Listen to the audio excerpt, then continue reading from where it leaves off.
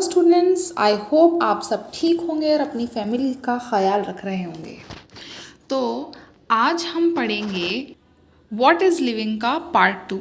जो living world chapter था उसमें जो व्हाट इज़ लिविंग था यानी कि जीवन क्या है उसका हमने एक इंट्रोडक्शन देखा। कौन कौन से वो डिफाइनिंग कैरेक्टर्स होते हैं जो लिविंग और नॉन लिविंग ऑर्गेनिज्म को डिफ्रेंशिएट करते हैं वो हमने पुरानी वाली वीडियो में देख लिया। उसमें हमने 2 डिफाइनिंग कैरेक्टर्स भी पढ़े। वो ऐसे कैरेक्टर्स थे जो लिविंग ऑर्गेनिजम्स में प्रेजेंट होते हैं लेकिन वो लिविंग ऑर्गेनिज्म को डिफाइन नहीं करते हैं, डिफ्रेंशिएट करने में सफल नहीं होते हैं, डिफ्रेंशिएट करने में सक्सीड नहीं है कि वो बता सकें कि लिविंग ऑर्गेनिज्म क्या है और नॉन लिविंग ऑर्गेनिज्म क्या है। तो पहला जो था वो था ग्रोथ।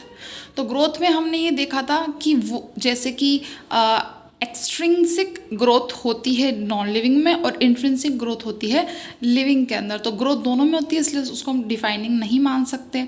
और रिप्रोडक्शन देखा था, तो रिप्रोडक्शन में क्या होता है कि जैसे म्यूल होता है जो कि हॉर्स से बनता है और डोंकी से बनता है।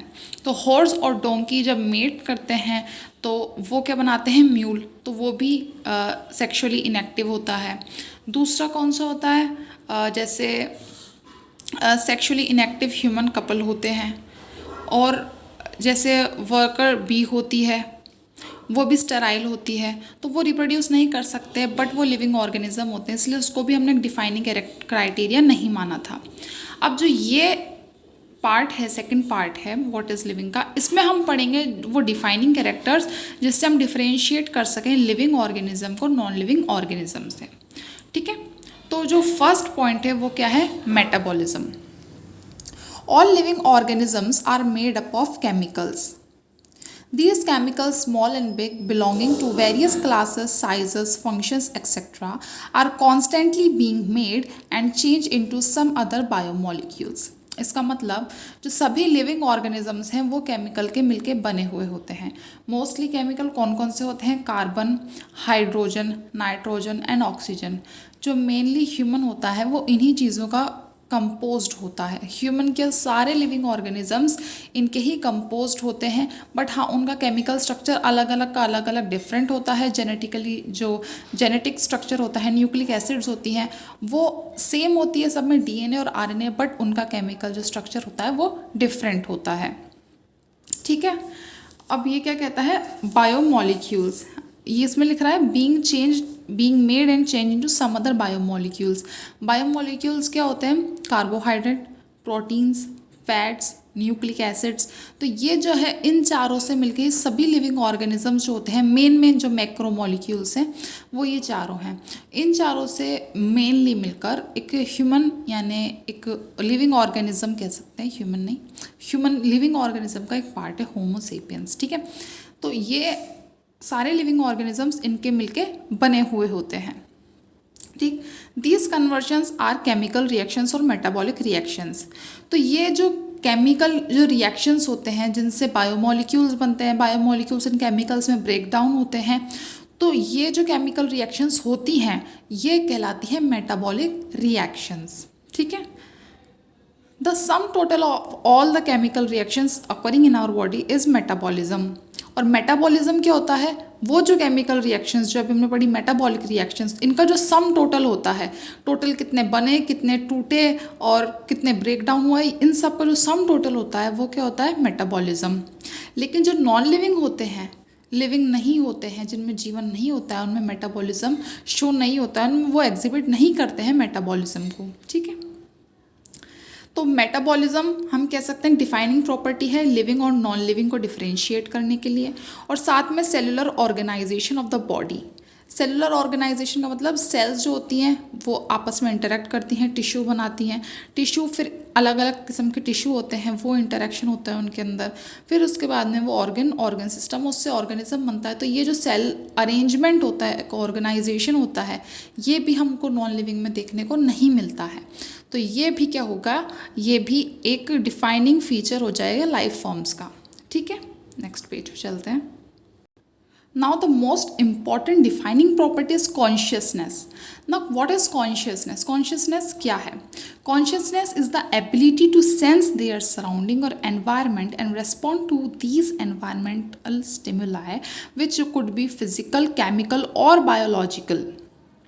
इसका मतलब ये है कि जो लिविंग ऑर्गेनिजम्स हैं उनके सराउंडिंग में, उनके चारों ओर कुछ भी अगर स्टिमुलाई आता है, स्टिमुलाई यानी हमारे आसपास में होने वाले चेंज, अगर हमारे आसपास कोई भी चेंज होगा किसी भी तरीके का, तो हम उसके अगेंस्ट रेस्पॉन्ड करेंगे यानी रिएक्ट करेंगे.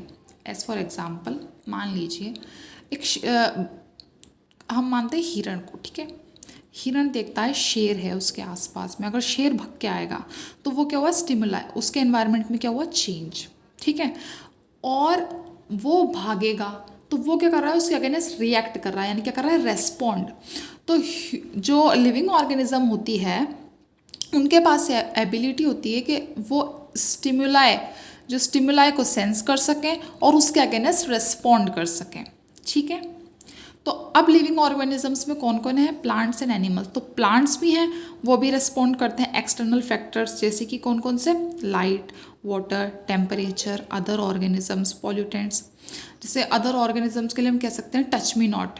तो जो टच मी नॉट प्लांट होता है वो भी शो करता है लाइट. जब भी लाइट स्टार्ट होती है तो फोटोसिंथेसिस का प्रोसेस स्टार्ट हो जाता है. वाटर, अगर वाटर की वजह से ही जो रूट्स होती हैं, अगर पानी ज़्यादा होता है तो रूट्स छोटी होती हैं, पानी कम होता है तो रूट्स बड़ी बड़ी होती है प्लांट्स की, ताकि उनको वो वाटर को अब्जॉर्ब अच्छे से कर सकें. तो इस वजह से ही हम ये कह सकते हैं कि रेस्पॉन्स स्टिम्युलाई के अगेंस्ट सभी लिविंग ऑर्गेनिजम्स शो करते हैं. तो ये भी एक बहुत अच्छा डिफाइनिंग फीचर हो जाता है, ठीक है. All organisms from the prokaryotes to the most complex eukaryotes can sense and respond to stimuli. Prokaryotes क्या होते हैं, जिनका जो न्यूक्लियस होता है उसके चारों न्यूक्लियर मेम्ब्रेन अच्छे से वेल डिफाइंड नहीं होती है, और उसका जो न्यूक्लियस के अंदर का जो सब्सटेंस है वो बिखरा हुआ होता है ओवरऑल सेल में. और यूकैरियोट्स में ऐसा नहीं होता है, उसमें जो न्यूक्लियस है वेल डिफाइंड होता है, न्यूक्लियर मेम्ब्रेन उस पर से अच्छे से बाउंड होती है, ठीक है.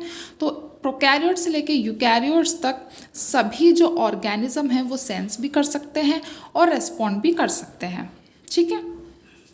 Next, photoperiod affects reproduction in seasonal breeders both plants and animals. इसका मतलब बहुत सारे प्लांट्स और एनिमल्स होते हैं जो पर्टिकुलर एक सीज़न में ब्रीडिंग करते हैं, रिप्रोड्यूस करते हैं. वो किस लिए होता है कि वो डिपेंडेंट होते हैं लाइट के ऊपर, on the duration of the day, कि डे क्या है, मतलब लाइट उनको जो है वो लाइट के ऊपर डिपेंडेंट रहते हैं या पूरे डे के ऊपर डिपेंडेंट रहते हैं कि इस टाइम हम रिप्रोड्यूस करेंगे. लाइट से उनका जो पीनियल ग्लैंड है वो इफ़ेक्ट होता है और उसकी वजह से वो रिप्रोड्यूस करते हैं. दैट मीन्स वो इनडायरेक्टली कह लें हम, लेकिन वो किसके ऊपर डिपेंड करते हैं, लाइट के ऊपर. तो लाइट उनके लिए क्या हो गया, स्टिमुलाई, और रेस्पॉन्स क्या हो गया उनका, रिप्रोडक्शन, ठीक है. Next, human being is the only organism who is aware of himself, that is has self consciousness. इसका मतलब ये है कि जो ऑल लिविंग ऑर्गेनिजम्स होते हैं वो अपने एनवायरनमेंट के लिए कॉन्शियस होते हैं. इट मीन्स अपने एनवायरनमेंट के स्टिमुलाई को सेंस करते हैं और उसके अगेंस्ट रेस्पॉन्ड करते हैं. लेकिन ह्यूमन इकलौता ऐसा लिविंग ऑर्गेनिज्म है जो सेल्फ कॉन्शियस है. सेल्फ कॉन्शियस का मतलब वो अपना भी ख्याल रखता है. जैसे और कोई जानवर बीमार होता है तो वो टैबलेट नहीं लेता है, उसको ये नहीं होता कि हमारे इमोशंस हैं, हमारी फीलिंग्स हैं, ये चीज़ उनमें नहीं होती है. लेकिन ये चीज़ हम ह्यूमन के अंदर प्रेजेंट होती है और हम इकलौते ऐसे लिविंग ऑर्गेनिज्म है जो सेल्फ कॉन्शियस है, अपने आप को लेकर अवेयर है, ठीक है. नेक्स्ट पेज पे चलते हैं. सो consciousness therefore becomes the defining property of living organism. तो ये एक डिफाइनिंग प्रॉपर्टी है, यानी कॉन्शियसनेस, मेटाबॉलिज्म और सेलुलर ऑर्गेनाइजेशन डिफाइनिंग प्रॉपर्टी है, लेकिन ग्रोथ और रिप्रोडक्शन एक डिफाइनिंग प्रॉपर्टी नहीं है. Therefore we can say that living organisms, इसलिए हम कह सकते हैं कि लिविंग ऑर्गेनिजम्स क्या होते हैं, सेल्फ रेप्लिकेटिंग, खुद के जैसे ही बनाते हैं, रिप्रोड्यूस करते हैं, इवॉल्विंग यानी टाइम के साथ में धीरे धीरे धीरे उनमें चेंजेस आते हैं, एंड सेल्फ रेगुलेटिंग, और रेगुलेट करते हैं अपने आप को, interactive systems capable of responding to external stimuli, और अपने स्टिमुलाई यानी कि एक्सटर्नल एनवायरनमेंट में जो स्टिमुलाई मिलता है उसके अगेंस्ट रेस्पॉन्स भी करते हैं और उस स्टिमुलाई को सेंस भी कर सकते हैं. यानी ये सारी चीज़ें किस में प्रेजेंट होगी, ह्यूमन और लिविंग ऑर्गेनिज्म, यानी लिविंग ऑर्गेनिजम्स में होगी और ह्यूमन के अंदर भी होगी। ह्यूमन क्या होगा, सेल्फ कॉन्शियस भी है। सेल्फ कॉन्शियस अकेला एक ऐसा लिविंग ऑर्गेनिज्म जो सेल्फ कॉन्शियस होता है, वो कौन है, ह्यूमन। ठीक है। Biology is a story of life on earth. Biology एक पूरी कहानी है कि जो पृथ्वी है, धरती है, उस पर जीवन कैसे आया, जीवन कैसे चल रहा है और जीवन क्या है। So, biology is a story of evolution of living organisms on Earth. All living organisms, present, past, and future, are linked to one another by the sharing of the common genetic material, but to varying degrees. तो biology को हम कह सकते हैं कि एक कहानी है, एक स्टोरी है किस चीज़ की, कि किस तरीके से एक बिल्कुल प्रोकैरियोट से इतना बड़ा विशाल यूकैरियोट किस तरीके से बना, तो उसमें इवोल्यूशन किस तरीके से हुआ, ये इस चीज़ की स्टडी या स्टोरी बायोलॉजी कहलाती है। और सभी लिविंग ऑर्गेनिजम्स, चाहे वो पास्ट में हो, प्रेजेंट में हो या फ्यूचर में हो, किसी भी तरीके के हो, वो एक दूसरे से जुड़े हुए हैं। सेम जेनेटिक मटेरियल है, आरएनए और डीएनए, लेकिन कुछ कुछ चीज़ें, कुछ कुछ चेंजेस उनमें इस तरीके से हैं कि वो एक दूसरे से डिफ़र करते हैं, बाकी सब एक दूसरे से लिंक्ड हैं। तो ये चीज़ आती है बायोलॉजी के अंदर। अब हमारा ये पूरा पोर्शन कंप्लीट हो गया व्हाट इज़ लिविंग का। अब हम नेक्स्ट पार्ट पढ़ेंगे। ठीक है, अब हम पढ़ेंगे diversity in the living world. ठीक है। तो अगर आपको मेरा कंटेंट बिल्कुल भी अच्छा लगा हो, इसमें कुछ भी समझ में आया, तो आप मेरी वीडियो को लाइक करें और कमेंट करके कोई भी क्वेश्चन हो इस चैप्टर से रिलेटेड या इस टॉपिक से रिलेटेड, तो आप मुझसे पूछ सकते हैं। अगर आप चाहते हैं कि आपके फ्रेंड्स को भी ये नॉलेज मिले, तो आप उनके साथ में शेयर करिए। और ऐसा और कंटेंट आप चाहते हैं कि आपको और मिले पढ़ने को, तो आप इस चैनल को सब्सक्राइब करें। और जब भी मैं कोई नई वीडियो डालूं तो आप नोटिफाई हो सकें, इसलिए आप नोटिफिकेशन बेल को भी ऑन कर लीजिए। अब जो नेक्स्ट वीडियोस होंगी उसके अंदर मैं पूरा जो व्हाट इज़ लिविंग है इसका एक शॉर्ट नोट्स बना के डायग्रामेटिक रिप्रेजेंटेशन करके वो डाल दूंगी। और उसमें जो एमसीक्यू होते हैं, मल्टीपल चॉइस क्वेश्चन और क्वेश्चन आंसर जो होते हैं शॉर्ट, ताकि एग्ज़ाम की भी तैयारी हो सके और नीट की भी तैयारी हो सके, तो वो मैं अगले उसके अंदर डाल दूंगी वीडियो के अंदर। और जो पुरानी वीडियो का लिंक मैं डिस्क्रिप्शन बॉक्स में डाल दूंगी, जिसमें जो फर्स्ट पार्ट है लिविंग वर्ल्ड का वो मिल जाएगा। और अब उसके बाद में हम पढ़ेंगे diversity in the living world. Okay, तो इस तरीके से हम पूरा जो 11th क्लास का पोर्शन है वो कंप्लीट करेंगे, देन 12th क्लास का। तो आप मेरे साथ वीडियो में बने रहिए, आगे तक जितनी मैं वीडियोस डालूँ वो देखिए और अपनी तैयारी अच्छे से करिए। ठीक है, थैंक यू।